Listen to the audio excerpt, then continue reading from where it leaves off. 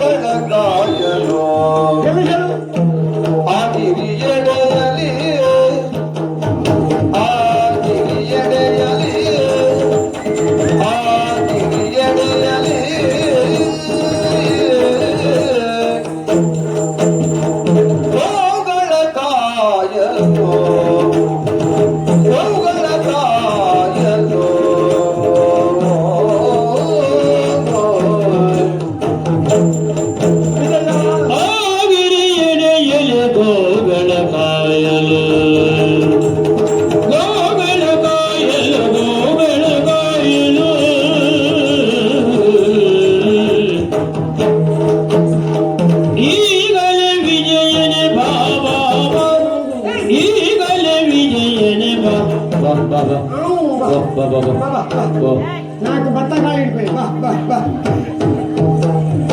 ಈಗಲೇ ವಿಜಯನೇ ಬಾ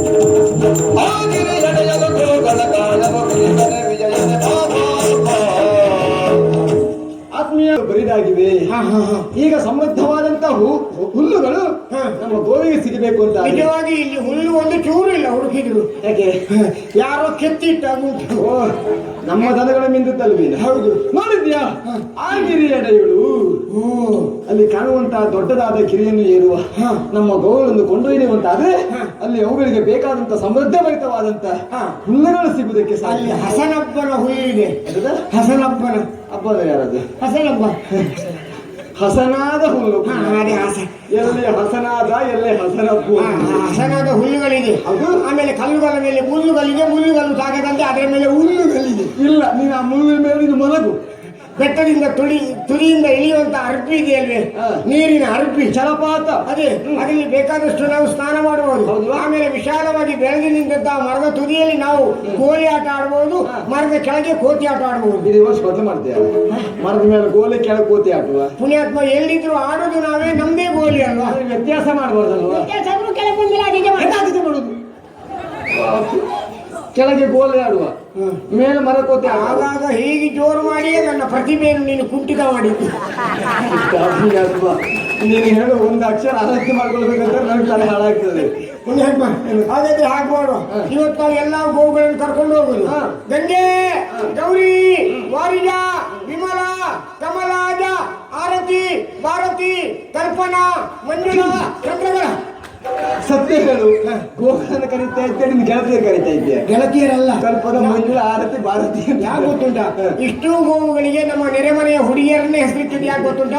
ಅಲ್ಲಿ ಹೋದಾಗ ನಿನಗೆ ಹುಡುಗಿಯರು ಸಿಗುವುದಿಲ್ಲ, ಗೋವುಗಳ ಹೆಸರನ್ನು ಕರೆದಾಗಾದ್ರೂ ನಿನ್ನ ಆತ್ಮಕ್ಕೆ ಶಾಂತಿ ಸಿಗಲಿ ಅಂತ ಹೇಳಿ. ನಾನು ಸತ್ತಿದ್ದ ಆತ್ಮ ಶಾಂತಿ ಸಿಗಲಿಕ್ಕೆ, ಮನಸ್ಸಿಗೆ ನೆಮ್ಮದಿ ಸಿಗಲಿ. ಹಾಗಾದ್ರೆ ಜೀವ ಐತೆ, ನಿನಗೆ ಆತ್ಮವೇ ಇಲ್ಲವೇ? ಆತ್ಮ ಉಂಟು, ಶಾಂತಿ ಸಿಗುದು ಮತ್ತಲ್ವೇ ಇದು? ಈಗ ನೀವು ಇದ್ದಾಗಲೇ ಒಂದು ಜಾತಿ ಸಿಗ್ತಾ ಉಂಟು ಪುಣ್ಯಾತ್ಮ. ಅದಕ್ಕೆ ಬೇಕಾಗಿ ಆ ಸೆರೆನೆಟ್ಟದು ನೋಡಿ. ಯಾವ್ದನ್ನಾದ್ರೂ ಕರ್ಕೊಂಡು ಹೋಗುವ, ಈ ಕರುವನ್ನು ಮಾತ್ರ ಕರ್ಕೊಂಡು ಹೋಗಬಾರ್ದು. ಅದನ್ನು ನೋಡಿ, ಆ ಹೋರಿದಲ್ಲ, ಹೋರಿ, ಆ ಹೋರಿ ಬೇಡ. ಈ ಹೋರಿ ಅದು ಅಡಿಗೆರ ಮನೆಯ ಹೋರಿ. ಅದು ನಾವು ದನಗಳನ್ನು ಕರ್ಕೊಂಡು ಹೋದಾಗ ಅದು ಹಿಂದಿಂದ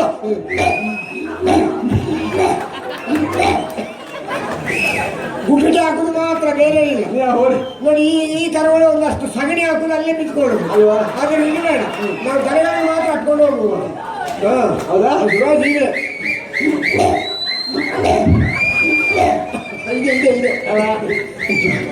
ಒಳ್ಳೆ ಹೋರಿ ಒಟ್ಟಿಗೆ ಒಡನಾಟ ಮಾಡೋದಿದ್ದೀವಿ.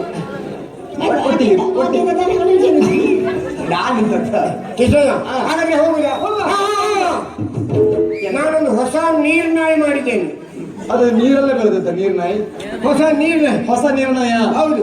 ನಾನು ಗೆರೆ ಹಾಕುದು, ಆ ಗೆರೆ ಮೇಲೆ ನಾವು ಕಾಲಿಡುದು, ಕಾಲಿಟ್ಟು 1, 2, 3 ಅಂತಾಗ ಇಬ್ಬರು ಓಡುದು.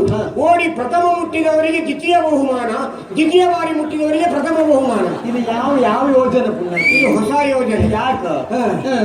ದ್ವಿತೀಯ ಬಾರಿ ನಾನೇ ಮುಟ್ಟುವುದೇನು ಅಚಲವಾದ ವಿಶ್ವಾಸ ನನಗುಂಟಲ್ಲ, ಅದಕ್ಕೆ ಪ್ರಥಮ ಬಹುಮಾನ. ನೀನು ನಿರ್ಣಯಕ್ಕೆ ನಿಮಗೆ ಬಹುಮಾನ. ಹೌದು. ಇದು 3 ಯಾಕೆ? ಒಂದು ಸಾಕಾಗುದಿಲ್ವ? ಅದು ಹಿಂದೆ ಪೇತ್ರಿಯಲ್ಲಿ ಸೀತಾರಾಮನ ತಮ್ಮ ಉಸ್ಮಾನ್ ಇರಲಿಲ್ಲ? ಯಾರು ಕೊಟ್ಟಿಲ್ಲ? ಕಟಿ ಪ್ರದೇಶದಲ್ಲಿ ಅಲ್ಲ, ಪೇತ್ರಿಯಲ್ಲಿ ಇಸಾಕ್ ವಂಶದಲ್ಲಿ ಇಸಾಕ್ ನಿನಗೆ ವಿಷಾಗೆ ತೆಗಿತೇನೆ. ಅಯೋಧ್ಯೆ ರಾಮನನುಜ ಲಕ್ಷ್ಮಣ ವಂಶ. ಯಾವುದು? ಸಾಕಲ್ವ? ಶಿಕ್ಷಾಕ ವಂಶ. ಶಿಕ್ಷಾಕ್ ವಂಶ. ಶಿಕ್ಷಾಕ್ ವಂಶ. ನಂತರ ಇಡೀ ಕುಟುಂಬವನ್ನು ಸಿಕ್ಸ್ ಹಾಕಿದ್ದಲ್ವೇ? ಹಾಗೆ ನಾವಿಬ್ಬರು ಓಡುದು. ಓಡಿ ಪ್ರಥಮ ಮುಟ್ಟಿದವರಿಗೆ ದ್ವಿತೀಯ ಬಹುಮಾನ, ದ್ವಿತೀಯವರಿಗೆ ಮುಟ್ಟಿದವರಿಗೆ ಪ್ರಥಮ ಬಹುಮಾನ. ಪ್ರಥಮ ಓದವರಿಗೆ ಪ್ರಥಮ ಬಹುಮಾನ ಕೊಡಬೇಕು. ನೋಡುವ ಯಾರು ಮುಟ್ಟುತ್ತಾರೆ ಅನ್ನೋ ನಿರೀಕ್ಷೆ ಮೇಲೆ ಬಹುಮಾನವನ್ನು ಘೋಷಿಸಲಾಗುವುದು. ಕಾಯ್ದು 1, 2. ಪುಣ್ಯಾತ್ಮ, ನಾನು 2 ಮಾತ್ರ ಇದ್ದೆ. ಮುಂದೆ ಹೇಳೋದೇ ಅಲ್ವಾ? ನಾನು ಮೂವ್ ಮಾಡಲಿಲ್ಲ, ನೀವು ಹೋಗಿದ್ದೇನೆ. ನಿಮ್ಗೆ ಎಷ್ಟು ಹೊತ್ತಿಗೆ ಹೇಳುದು ಪುಣ್ಯಾತ್ಮ? ನಿರೀಕ್ಷೆಯಲ್ಲಿ 1, 2 ಮೂವ್. ಈಗ ನಾನು ಮೂವ್ ಮಾತ್ರ ಮಾಡಿದ್ದೆ, ರೂ ಮಾಡಲಿಲ್ಲ. ನೀನು ಒಟ್ಟಿಗೆ ಮಾಡಿದ್ರೆ ಬದುಕ್ತಿಲ್ಲ, ನಾನೇ ಕೊಡ್ತೀನಿ. ಒಂದು ಕಾಲ ಸತ್ಯ ಹೇಳುದು.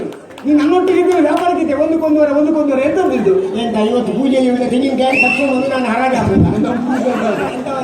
ಒಂದು ಕಾಲ 2 ಸಲ ಮುಕ್ಕಾಲು ಎರಡೂವರೆ ನೀನು 2.5 ಮಾಡ್ತೀನಿ, 1.5 ಮಾಡ್ತೇನೆ ಈಗ.